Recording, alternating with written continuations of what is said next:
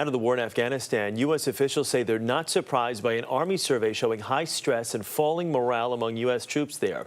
In this survey, 70 to 80% of troops reported seeing a comrade die in combat.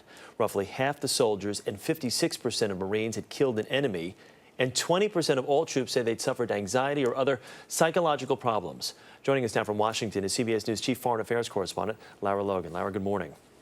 Good morning, Chris. This war in Afghanistan now approaching the 10-year mark. Now, you have spent countless hours on the ground there with troops in very dangerous situations. What's your sense of the troops' morale there? Well, one of the most important things to remember is that this is a volunteer army, Chris. This is not the conscription, of the Vietnam War, and so you're never going to see morale plummet to those kind of levels. That said, this is not just a 10-year war in Afghanistan. There was the war in Iraq as well.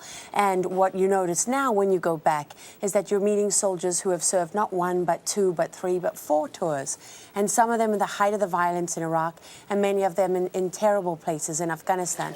And I want to tell you a story that a commander told me. Well, not so much a story as something that happened to his unit. The insurgents are using homemade explosives now, which are very deadly. And one of his soldiers stepped on an ID that was attached to that, and it took them 2 days to recover his body because he was obliterated.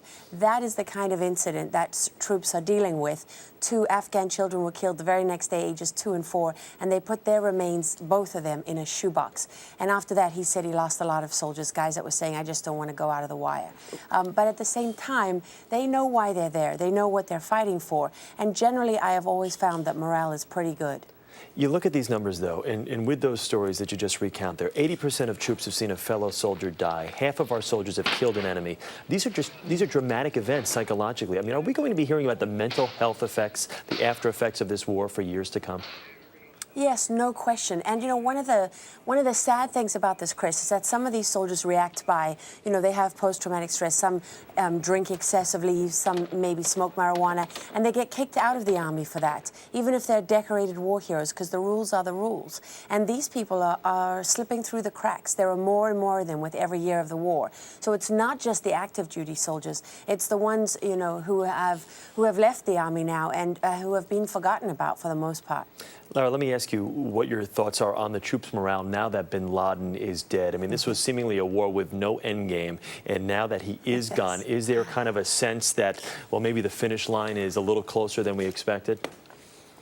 There's no question the boost in morale that would have come from hearing that news when you've been out there in the worst possible situation and you've suffered terrible losses. There's always been the looming shadow of bin Laden over you that no matter how good you feel about a raid or what you've done, that you haven't defeated al-Qaeda if he's still free and mocking the United States. So, of course, it would have been a big boost in morale. I'm not so sure that people see the end game now. There's a lot of propaganda and spin being pushed around at the moment.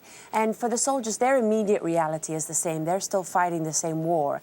Of course, it does make them feel at least, that no one is invincible. And that's a powerful message for the U.S. to send both to its troops, who are fighting on their behalf and to their enemies. All right, CBS's Lara Logan. Lara, thank you. Good to talk with you this morning in Washington. Thanks, Chris. For us on this.